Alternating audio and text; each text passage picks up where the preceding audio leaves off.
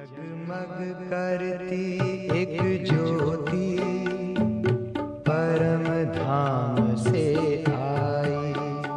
जगमग करती एक ज्योति परम धाम से आई। ओम शांति। बाबा हमको मुरलियों में स्वयं को संग दोष से बचाने की बातें बताते रहते हैं। श्रेष्ठ संग में रहना कितना जरूरी है और किस किस प्रकार के संग का दोष लगता है, यह भी बाबा बताते हैं। जैसे संकल्प, व्यर्थ संकल्प भी एक संग है, उसका भी दोष लगता है। वाणी का भी संग दोष लगता है। संबंध के रूप में भी संग दोष लगता है। अन्न का संग दोष लगता है। तो संग दोष को लेकर के बाप दादा के महावाक्य सुनेंगे और स्वयं को इस संग दोष से संभाल हम क्या बन सकते हैं और कितनी गुह्य ये संग दोष की बातें हैं, इसके ऊपर अव्यक्त मुरलियों में से कुछ एक महावाक्य सुनेंगे। बाप दादा कहते, संग दोष के पेपर में पास हो गए तो समझो समीप आ सकते हो। अगर संग दोष में आ गए तो दूर हो जाएंगे।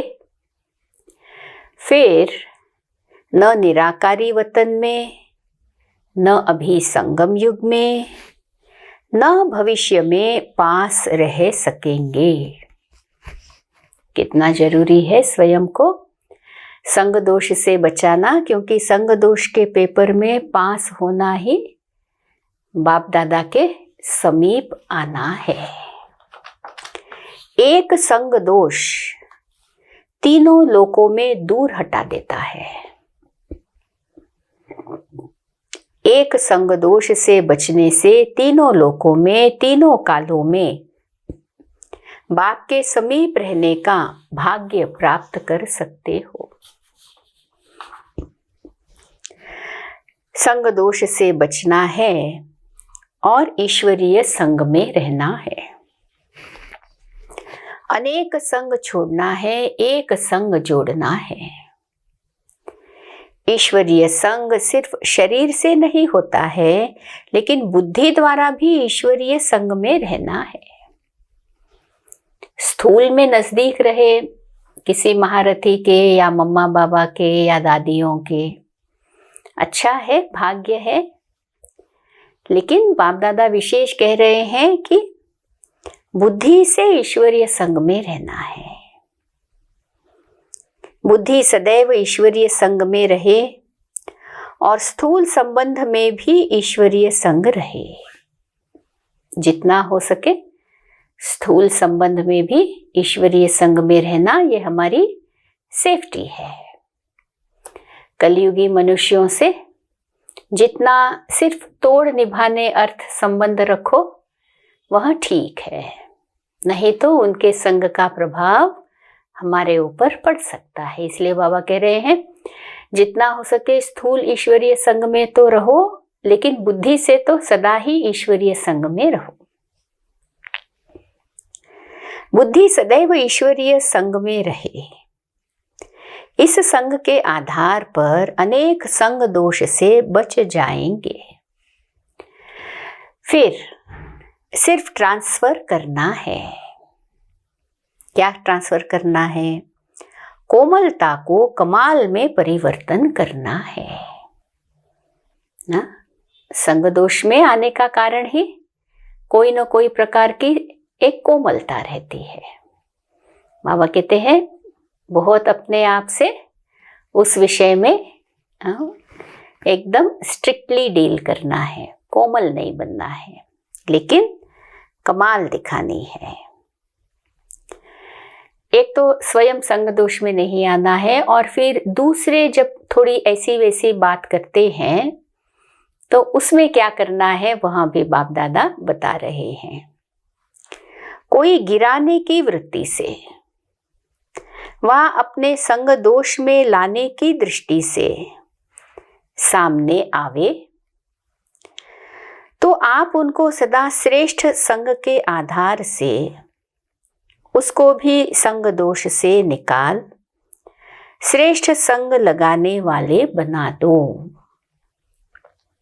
यदि कोई गिराने की कोशिश या खुद के संग में लाने की कोशिश करे तो बाबा कहते हैं आपको क्या करना है, हमारे सदा के श्रेष्ठ संग के आधार से उनको संग दोष से निकालना है। ऐसी परिवर्तन करने की युक्ति आने से कभी भी विघन से हार नहीं खाएंगे। सर्व संपर्क में आने वाले आपकी इस सूक्ष्म श्रेष्ठ सेवा पर बलिहार जाएंगे। ऐसे संग दोष से बचाएंगे तो दूसरी आत्माएं बलिहार जाएगी। बाप आत्माओं को परिवर्तित करते हैं तो बाप के लिए शुक्रिया गाते हो, बलिहार जाते हो।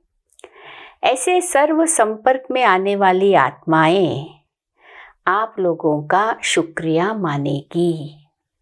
दूसरों को संग दोष से बचाना, बाबा कहते हैं कि वह आत्माएं भी आपका शुक्रिया मानेगी।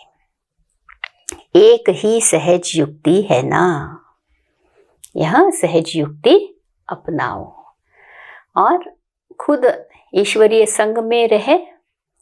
हमारे संग का प्रभाव दूसरे के ऊपर पड़े, लेकिन सामने वाला गिराने की वृत्ति से या उनका संग हमको देने के कोशिश करे तो ईश्वरीय संग के आधार पर उनको भी परिवर्तन करो।